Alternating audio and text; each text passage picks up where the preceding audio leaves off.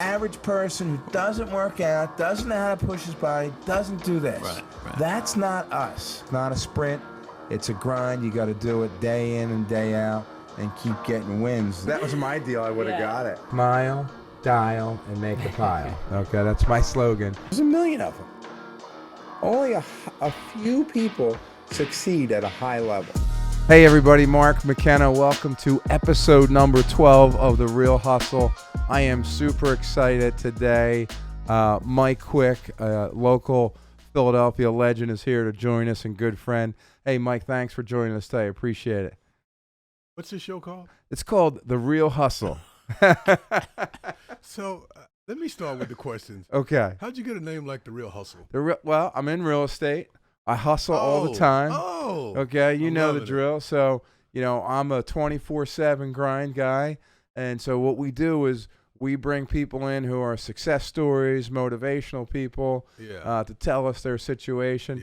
Yeah. We're probably 75% real estate stories and 25% business success stories. So that's how we do it. I like it. I didn't dawn on me.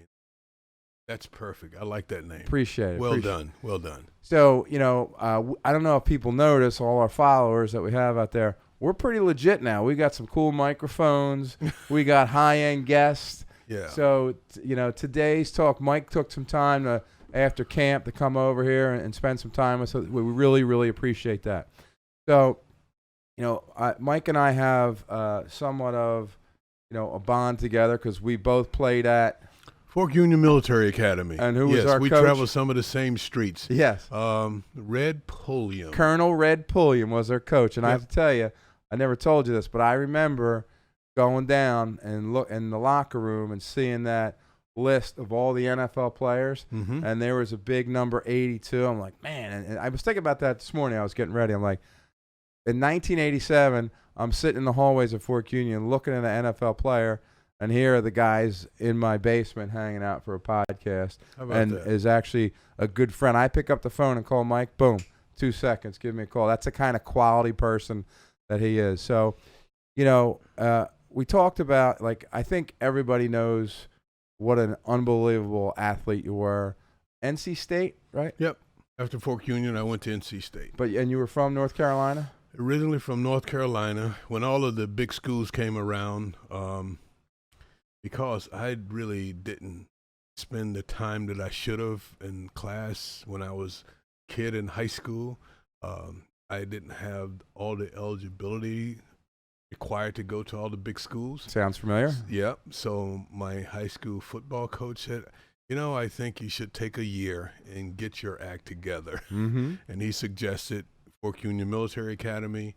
And Mark, quite honestly, it's the best move I ever made. And I'm an 18-year-old kid making that decision basically on my own that I would spend a year at Fork Union.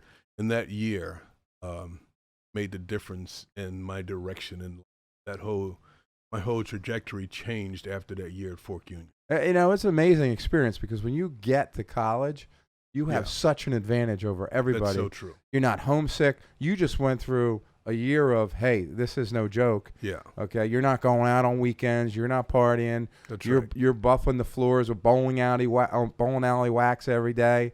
It was no joke. It was no joke, and it wasn't. For me, it was culture shock when I first got there. First of all,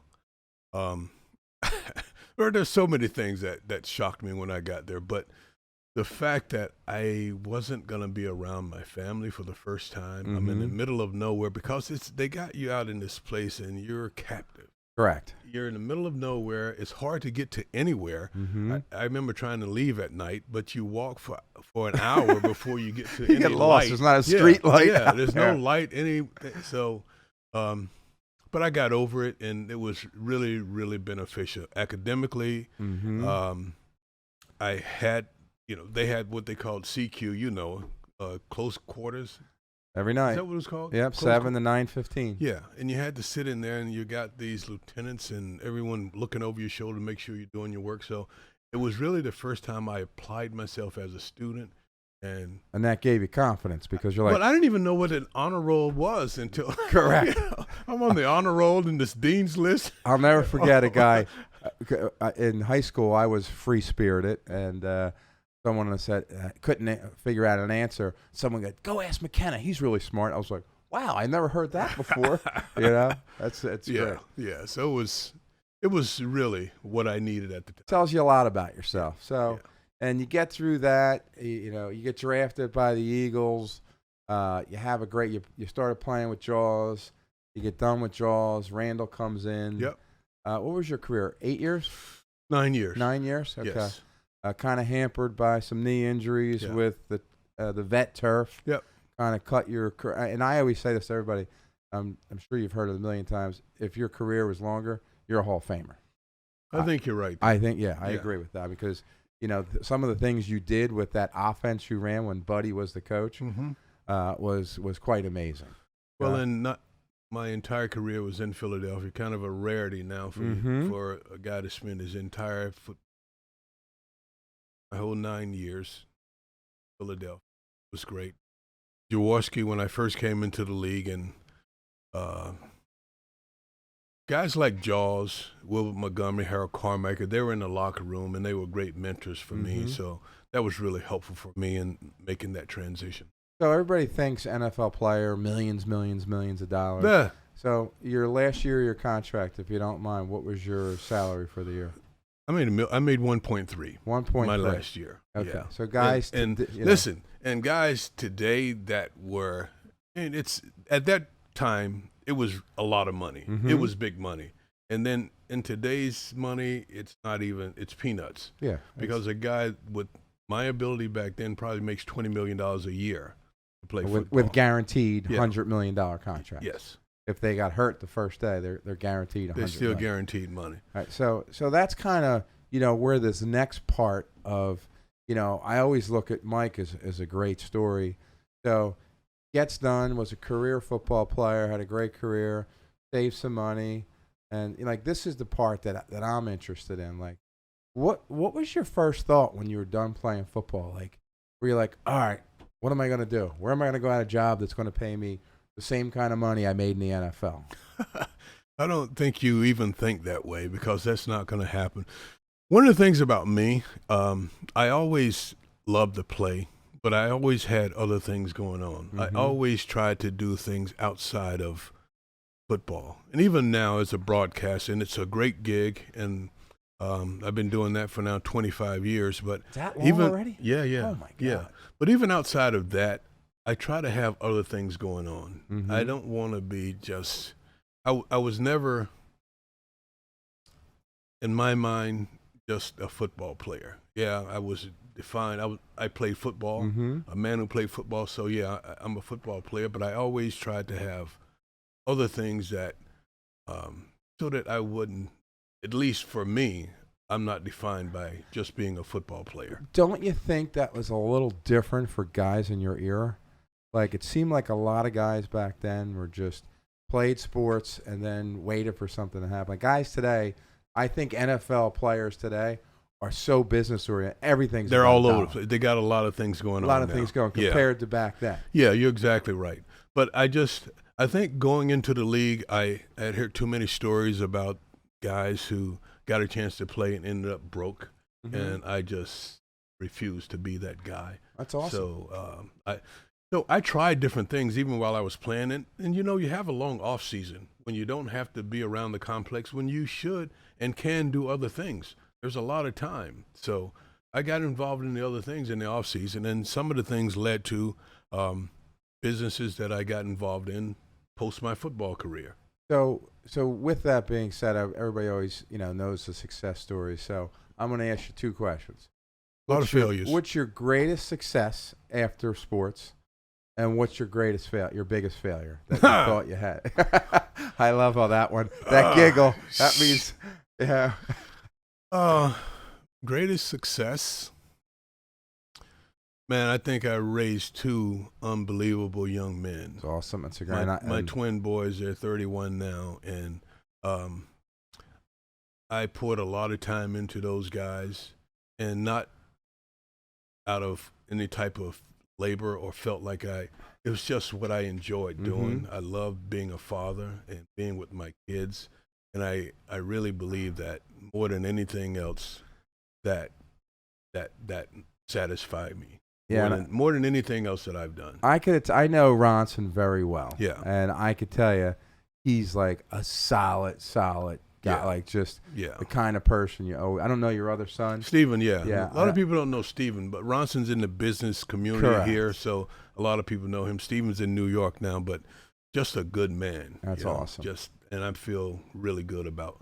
And just like real humble, kind of quiet, just a gentle guy. Like always a pleasure to deal with. On And the if work people side. see him walk in the room, I mean, he's so big and He's imposing. gigantic. He's so big and imposing, he scares people. Yeah. But then they found out he's just a big, gentle guy. Oh yeah, Yeah, soft spoken. Just Yeah. he's a big cat, man. Yeah, he he's is. a big cat. And he played basketball. He played basketball all through high school. He went to Assumption College in Worcester, Mass. Okay. And he played there. on a And basketball your school. other son. And Stephen went to theater school in New York. He went to Marymount Manhattan. Very cool.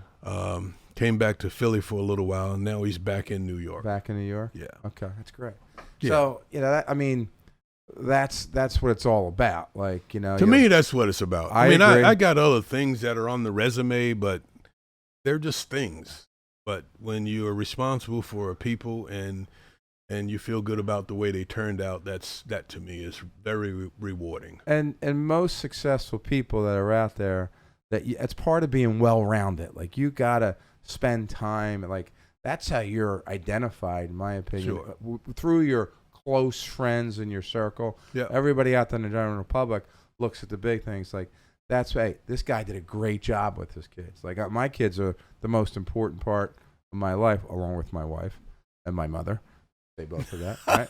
So, but yeah, I get it. Yeah, I mean, that's so special. You better say your mother, because Oh I yeah, know her. my ass is going to be in trouble. / boss, I gotta know which one it is. So, and Mike actually lives across the street from my mom, so I see her all the time. Yeah, she'll be 84 in 96 days. That's so awesome. If you see the car coming down the road, I would get off. Yeah, the go to street. the other side. So let's go back to the other side. Like when you look at something and you're like, oh, this is a great deal. Failure. No, failure let me wise. get back to my failure. So I started this company, Quick Right Electric Supply, along with a good friend of mine. Mm-hmm. His background is engineering. He sold spec products and engineering to a lot of big companies. And so we went into business together shortly after I retired. I took a year when I retired, and I just did nothing but travel around and play golf. That's awesome. Sounds fun. Yeah, I took that year down.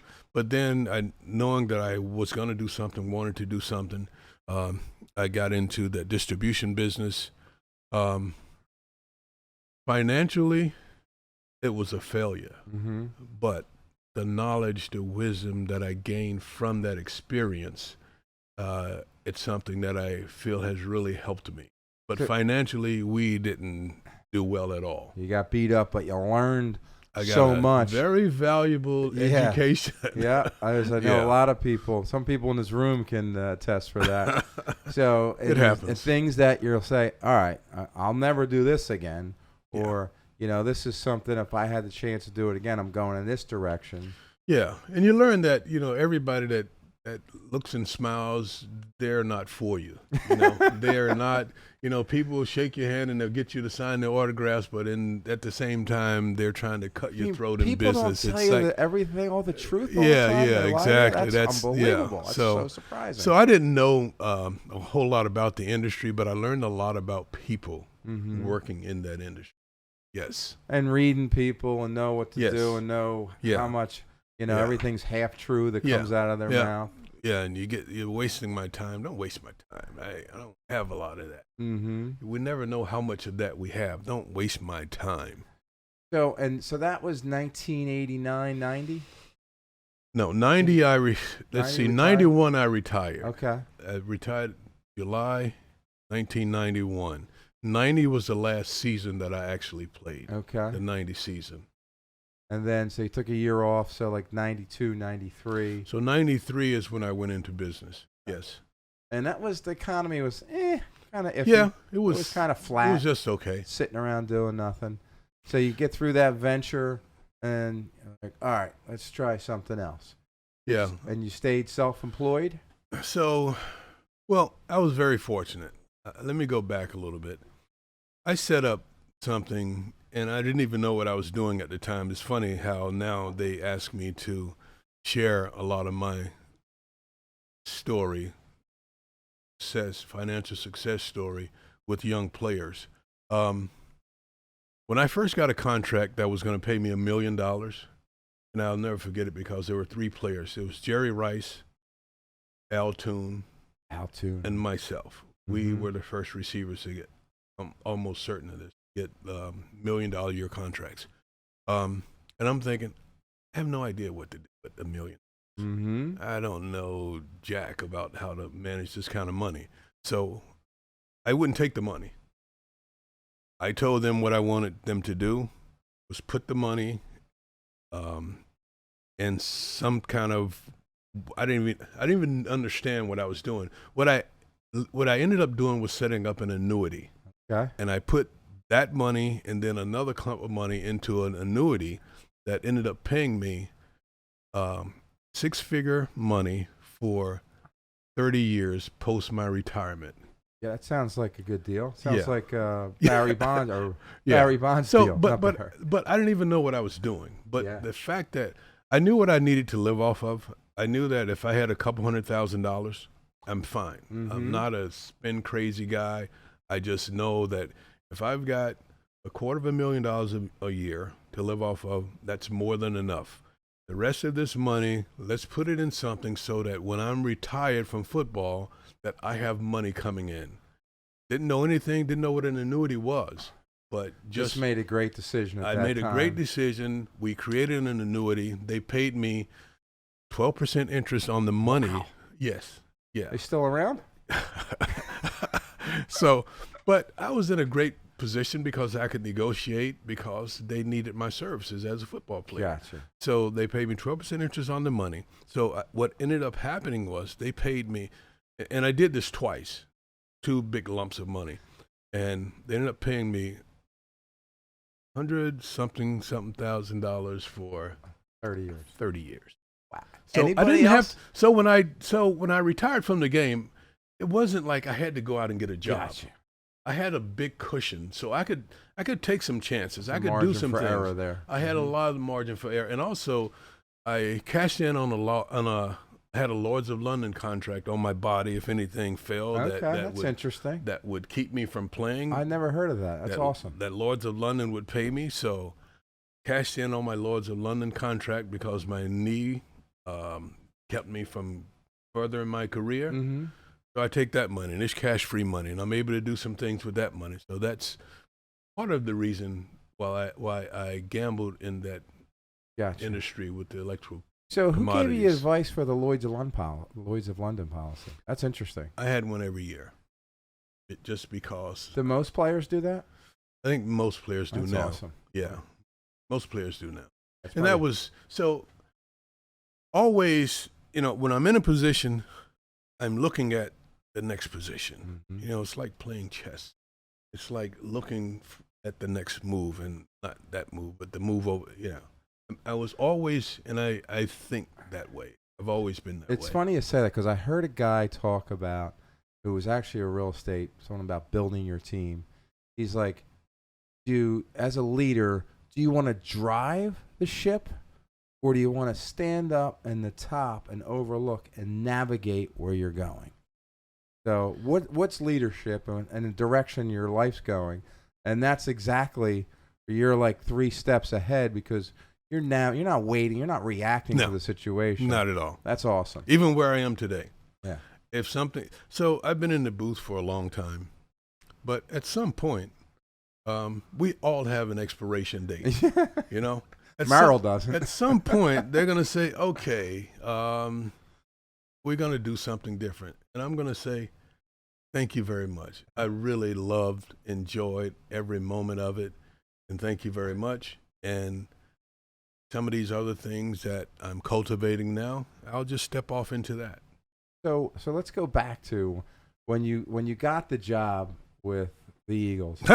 Was that a big interview process with them, or they said, hey, we want you? So I'm just, in my own world doing my own thing, and I had no idea that even the job was open. And I get a call out of the blue one day. Hey, would you be interested in coming in and talking the position at the radio job? What? I don't even know. Because Stan Walters was before me, and Stan's wife got a big job. They moved to England, and they needed somebody, and I got a call out of the blue. At the time, I was on Comcast Sportsnet, because Comcast Sportsnet had started maybe 3 years prior to that, and I was the analyst on Comcast Sportsnet. They had this thing called Mondays with Mike, where I would do a breakdown of the game on Mondays after the game, that sort of thing. And I think it was Merrill Reese, though, that kind of pushed the whole thing. Like, you guys need to call Mike. Just because of the relationship we had when I was a player, and he knew that he could always come to me for a soundbite, and, he felt like I could do it. And I got off the phone with the radio station, and I called Merrill right away. And I said, dude, because I had no idea what the heck was going on. But he said, oh, no, you can do this. I know that, blah, blah, blah, blah. And I had no idea, and I was so awful my first couple of years. I remember listening to it. Dude, that was hard. I had no idea what I was doing. But the after the first year, I went to NFL Films. I got recordings of in Washington. All right, hold on a second. Everybody listen to it. This is probably the most important thing. You're talking about a guy who played football his whole life. Yeah. Okay? Caught more passes, was as an icon, knows football like the back of his hand, and he's going to NFL Films, and I'll let you finish. No, because because I hadn't, they put me in the booth. I spent one day up at training camp, like sitting up top and watching the players and trying to figure out, what the hell am I going to say when I'm sitting in the booth? And I just didn't know. So after that first year, I went to Films. I got tapes because then there were tapes, because I remember sticking them in my car, driving around, listening to Joe Theismann and the different people who were doing the radio broadcast. The color announcing. Yep. So that I could figure out what I needed to know, what I needed to learn to make this thing work. To be prepared on Sundays. And I started to do that, and then I started to write notes. But what helped me more than anything is when I came up with a format. And so now I have this chart. And in fact, I'm working on my chart right now, because the Eagles play the Jets in the preseason on Friday night. I put the chart together, and I have all the players, the offense for the Eagles, all the backup players facing the defensive players of the Jets. I'll flip that chart over. It'll have the Jets offense facing the defensive, and I have little notes by everybody. It's your cheat sheet. It's my Bible. And once I go through that information, Mark, once I've spent the time like putting all my notes and all my information on the chart, once the game starts, I really don't have to look at it, because it's not work. I internalize it, and I can sit there and I can talk about the game. And when Joey makes a tackle, I remember that Joey used to be a cattle rustler or something, or whatever Joey's background is, and I can throw that little information in, and all those sorts of things. So I have a question. So you're going back to NFL Films. You're in the vault. Was Ace there? You're getting tapes from. Yeah. I'm a big NFL Films guy. Yep. My next door neighbor was a director of cinematography, so I know all those guys. So who did you emulate the most? Like, who is, of all the announcers, you say, all right, this guy, this is who I want to kind of be like and put my spin on it? None of them, really. Okay. I just who do you think was the best? Who? Besides you? No. I'm trying to. Who? So a lot of people don't like Chris Collinsworth, but I do. I think he's a smart guy. I think he has a lot of good information. Sticking with receivers. A lot of people never liked Joe Theismann. They said Joe talked too much, and they were probably right. Joe liked to talk, but Joe was really good in the booth, and I liked what Joe did. There were other guys that I didn't, like Sonny Jurgensen. I didn't really care for him. Okay. I just thought that he was, kind of outdated and just a lot of noise and not enough substance. Collinsworth's good. I think his voice just drives people a little crazy sometimes. I could see that. Yeah, just a little bit. I got to tell you, I love Romo. Some Romo's, people don't there's like a him. reason why Romo got that huge contract. Yeah. Romo is the best in the business. Romo's good. And like he'll tell you when something's going to happen. He goes good. a little too far He that does. that He gets way. a little carried and, away. And he too. I think he talks too much, but he's still, in my mind, he's the best in the business. Yeah. That's why he got that huge contract. Until Tom Brady comes along, I think is he got a bigger You one? don't even have to go in the booth, and he's already got a contract. That's stupid. Now It's insulting. That's it's insulting. Yeah, that's. Yeah, I agree with you. So, of everything you're going to take out of this interview, I don't care what you do in life, okay? If you're a fireman or you're a real estate salesperson or you're selling water meters or you're a broadcaster in the NFL, and if you play sports or go to work, if you don't practice your trade, you're gonna be mediocre at best if you're lucky. I mean, you're talking like all that extra work. How many guys probably get in the booth were professional athletes in whatever sport and think they just know and they flop and fail? Because there's nothing like preparation. Yeah, and if you don't prepare, you're planning to fail. It's as simple as that. Yeah. If you don't have a plan, you're planning to fail. And if you don't prepare properly, you're gonna fail. And like sometimes, like I would be curious. Merrill's he's unbelievable at what he does. If you have a rough thing, He's the dean. He is the best. He is. He probably, helped you out a lot along the process. Question. No question. He just makes it sound so easy, and he's got like him and John Facenda, I think, are the best two voices ever. I agree. In sports. But I tell my agents all the time. Okay, so all you real estate people out there, okay. You got to be prepared. You got to know a little bit what going to appointment. You got to show up on time.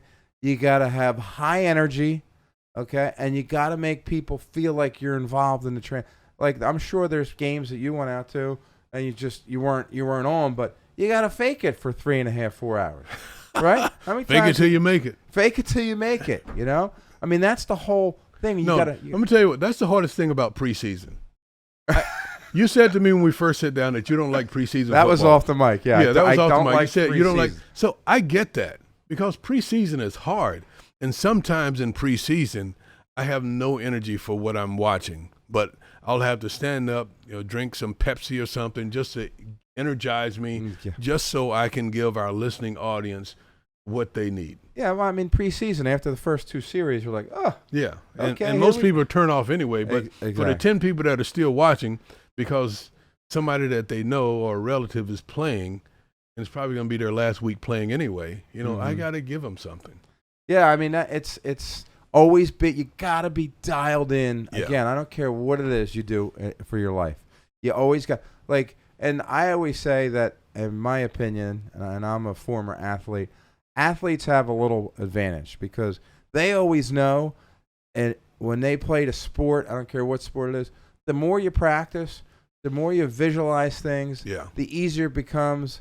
Like I used to remember always when I played sports or I played football in college, I used to always imagine picture myself and visualize what I was doing. So game time, after all these repetitions, it happened. That's right. That's what winning in life is with work. And you're doing things the right way, so you gave it 100%. I mean, how many times you come home from your first couple of years of game and be like, oh my God, I got to do some work. I had some awkward moments. That happened way too many times. But I was new to the game. I didn't know, and there was no how-to book. Yeah, right. In your game, there's a how-to book for real estate. And you have, I'm sure, a way for your agents and people to learn the business. For me, no one told me anything. I talked to Stan Walters a little bit, and there's only so much he could give me. This is a job that you have to, there's a lot of learning on the job, but you also have to dig in and figure out what works for you. Exactly right. You'll have those moments like, this is good. I like what I'm doing here. Yeah. I'm like, I will never say that again. I'm sure. All of those. I did a little broadcasting at my old school, Widener, and had to fill. I mean, I was a halftime guy. I would come in the booth, break. That's hard. I'm a bullshitter. I mean, that's no joke. To fill up time, keep the energy going Yeah. and have the conversation. Especially on you do a game, it's 48-7. You're like, huh, what do you? Right. And then I'm sure there's plenty of times you're thinking something in your head, and you just got to be a little bit like, someone's having a bad game, and you just got to bite your tongue a little bit, right? So. Well, you don't necessarily. Well, I'll just find a nice way to say if somebody sucks, I'll have to find a nice way to say that they He's suck. having a rough day. So I tell you what, this is some great. Like, this was such a natural conversation for me today. We're talking like this guy at 25 years as the Eagles announcer. Like, the Eagles fans are such diehard fans. Yeah, And, they are. and, I mean, passionate. And to be here for 25 years is a testament to how good he's doing. How long's Merrill been there? 40-something. How old's Merrill now? I can't tell you that, and I'll get in trouble. All right, I'm going to say he's probably like 77. That's my guess. He's probably like 80. Yeah, so, and he is Next month. Okay. And he is No, it's this month. Well, my mother's 84. She's got 6 more years of work left in her, so she'll be. She's going to be around a long time. Yeah, that's awesome. Listen, you got a boss for a long time. She's going to be around. I know it. I hear you. I hear her every day yelling at me. I'm not getting yelled at. I'm not working hard enough. So, and you need that. Yeah. You need people. It's nice to have all that experience. When you got there, he was there for 23 years, so he's helping you. But man, what a great interview today. Hearing things from a guy, who had to learn the whole process over, going back and say, hey, the only way I was going to make this work if I just educate myself and just get better and better and study. It's like I'm a phone prospector. Mm-hmm. Most people who are top agents, they don't like. I call people and I always talk to my agents. And my slogan is, I need to say it all the time: smile, dial, and make a pile. Okay? Because I don't have to call people all day. I could just sit back and wait for referrals to come in. But I always want to take my game up to the next level, and that's exactly what Mike did. Okay? He didn't have to. Financially, but he wanted to be great at what he did. 25 years later, and my man's still here doing a great job. But awesome. I appreciate your time coming out, and you're super busy. I called him. He was like, boom, I'll be right there. The couple things I'll hit on. Ron Jaworski and Mike Quick, if I have a fundraiser and I'll say, hey, guys, can you stop in and sign some footballs we're going to give away? Or I had one guy who was very sick. He had brain cancer, and you and Ron both stopped in. Yep. They don't even flinch to come in and help people. I mean, that's a rarity, and that's why these guys are, like local celebrities in here, and just good quality people. And thanks for coming in, my man. Dude, I'm so fortunate in my life, and I'm always happy to pay it forward. Awesome. Yep. And we can thank Colonel Red, right? I thank Colonel Red all the time. All right, brother. You're the best. All right. Enjoyed it.